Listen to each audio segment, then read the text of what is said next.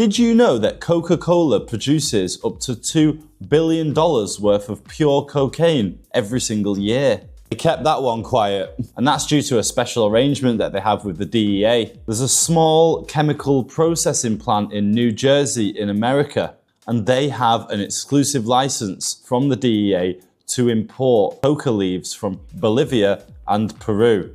Now they use these coca leaves to create a decocainized, that's my new favorite word by the way, ingredient for Coca-Cola. And then the byproduct, which is pure cocaine, gets sold on for uses in the pharmaceutical industry. Specifically, it gets sold to America's biggest opioid manufacturer, a company called Mallinckrodt. And they use it to create numbing agents for use in dentistry. This has been going on for 100 years. And they are the only company in the world with a license to import coca leaves into the United States of America. It's all kind of shrouded in secrecy, so we don't know exactly how much cocaine Coca-Cola is producing at the moment or how much coca leaves they're importing every year.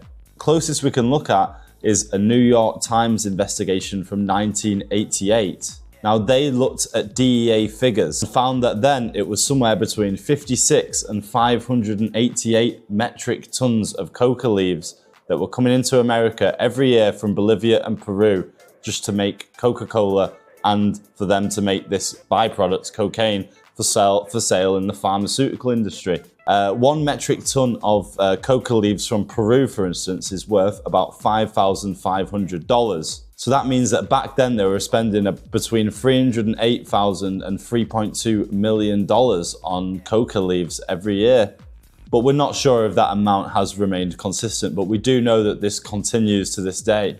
And another thing that Coca-Cola try and keep quiet is that their product actually did originally contain cocaine, which it did. Where do you think the Coca from Coca-Cola comes from? The drink was in fact invented in 1885 by a pharmacist from Atlanta called John Pemberton.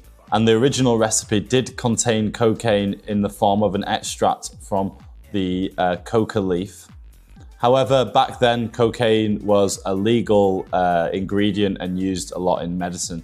So there you go. To this day, Coca-Cola are still involved in cocaine production. Hit the subscribe button if you find these videos useful or interesting.